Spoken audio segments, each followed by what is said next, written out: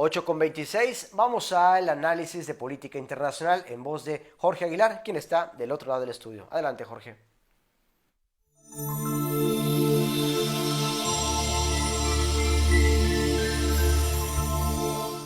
Hola, buenas noches.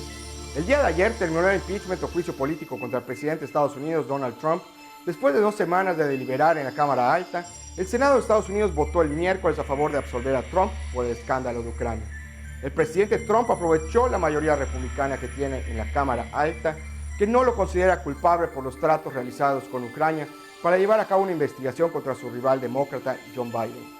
Los demócratas, que son mayoría en la Cámara de Representantes, aprobaron el 18 de diciembre 2 artículos de impeachment para imputar a Trump en un proceso penal ordinario en los que se le acusaba de abuso de poder y de obstrucción al Congreso. La votación del Senado fue 52 contra 48 votos a favor de absolverlo de abuso de poder y de 53 contra 47 votos de absolverlo del cargo de obstrucción al Congreso. La única forma de que pudiese haber sido destituido era si al menos 2/3 de los 100 senadores hubiesen votado a favor de la destitución, situación que no procedió. En resumen, Donald Trump es el tercer presidente en la historia de Estados Unidos en ser juzgado en el Senado por el impeachment de la Cámara de Representantes, con lo cual seguirá en el cargo y así podrá buscar la reelección el 3 de noviembre de este año. Lo que más llamó la atención el miércoles en la votación fue el senador republicano Mitt Romney, quien fue candidato presidencial en el 2012, el cual considera que Trump era culpable y votó por su destitución en el cargo de abuso de poder. Pero, ¿qué significa la absolución de Donald Trump para las elecciones de noviembre próximo?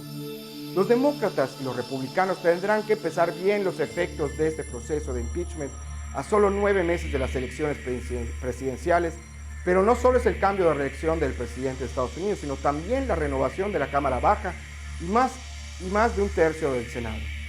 El país está pasando por una fuerte división política según las encuestas y la política del país es muy similar a la que se tenía antes de que diera comienzo el proceso de impeachment.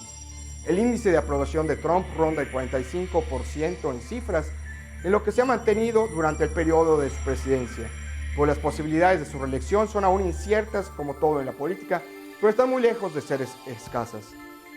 Pero hay una cosa muy clara, no solo es en la política de Estados Unidos, sino prácticamente en todo el mundo.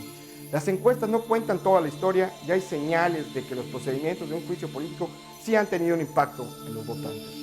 La estrategia política de la Casa Blanca en este asunto es muy clara: describir el impeachment como un ejemplo más del establecimiento de Washington que se la tiene jurada al presidente.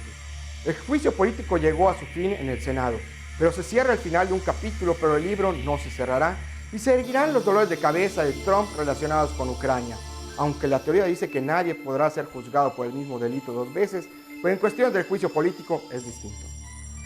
Al exasesor de Seguridad Nacional, John Bolton, no se le pidió testificar ante el Senado.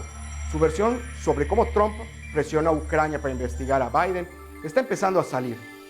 Esto, incluso los demócratas podían llamarlo en algún momento como testigo y podrían de igual manera llamar a otros testigos, como el jefe de gabinete de Trump, John Kelly, quien apoyó recientemente la afirmación de Bolton, y esto podría indicar que después del juicio podrían ser más útiles los testigos para los demócratas. Si esto llegara a suceder, sería un evento importante, no desbordado por una absolución, como habría pasado si hubieran testificado en el Senado. Siempre y cuando la historia pueda servir de guía, no se sabe con cuán exactitud ni por dónde podrían venir las próximas revelaciones, y esta incertidumbre puede ser más que suficiente para preocupar a Donald Trump y los republicanos. Y termino con la frase de Voltaire: es peligroso tener la razón cuando el gobierno está equivocado. Muchas gracias y buenas noches.